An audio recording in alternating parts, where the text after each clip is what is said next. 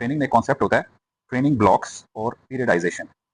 इसके बारे में आई होप सो कि ज़्यादा लोगों को नहीं पता होगा। बेसिकली पीरियडाइजेशन जो है वो एक सिस्टमैटिक तरीका है, एक प्लानिंग है जिसके थ्रू आप अपना ट्रेनिंग प्रोग्राम जो है वो डिज़ाइन करते हैं।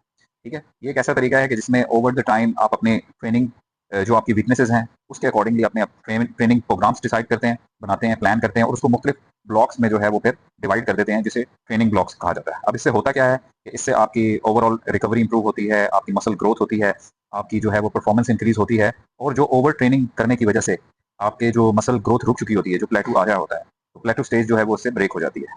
तो ये पीरियडाइजेशन कहलाती है और इसी में जो है जब हम डिवाइड करते हैं अपनी ट्रेनिंग्स को तो उसे कहते हैं ट्रेनिंग ब्लॉक्स। इस पीरियडाइजेशन में जो होती है वो ट्रेनिंग को हम मुख्तलिफ फेजेस में डिवाइड कर देते हैं और उन ब्लॉक्स में और इसको हर ब्लॉक का एक स्पेसिफिक गोल होता है। ठीक है?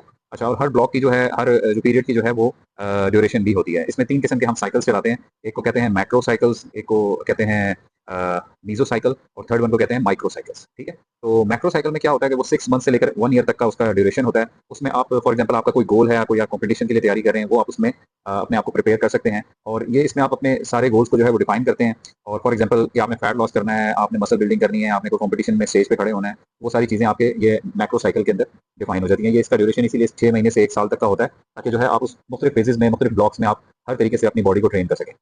सेकंड जो है वो है मीसो साइकिल। मीसो साइकिल जो होता है वो मिड टर्म फेज होता है, 4 टू 12 वीक्स का होता है नॉर्मली। ठीक है? और इसमें आपके कैसे ब्लॉक्स बनते हैं, जैसे हाइपोट्रोफी ब्लॉक बन गया, ठीक है, जिसमें आप वॉल्यूम बढ़ा देंगे, यानी सेट्स, नंबर ऑफ सेट्स बढ़ा देंगे और उसमें जो है मॉडरेट वेट इस्तेमाल करेंगे, 8 टू 12 रेप्स आप उसमें करेंगे। उसमें आपका टोटल फोकस होगा मसल की तरफ। ठीक है? और इसी तरह फिर आपका सेकंड जो ब्लॉक आ जाएगा वो फेज होगा, वो उसे कहते हैं जी strength strength block. Strength block में आप क्या करते हैं कि अपने रेपिटेशंस को कम कर लेते हैं, 3 से 6 रेप्स पे आ जाते हैं और वेट को हैवी कर लेते हैं और उसमें ये होता है कि आपका फोकस जो होता है वो स्ट्रेंथ की तरफ होता है। ठीक है?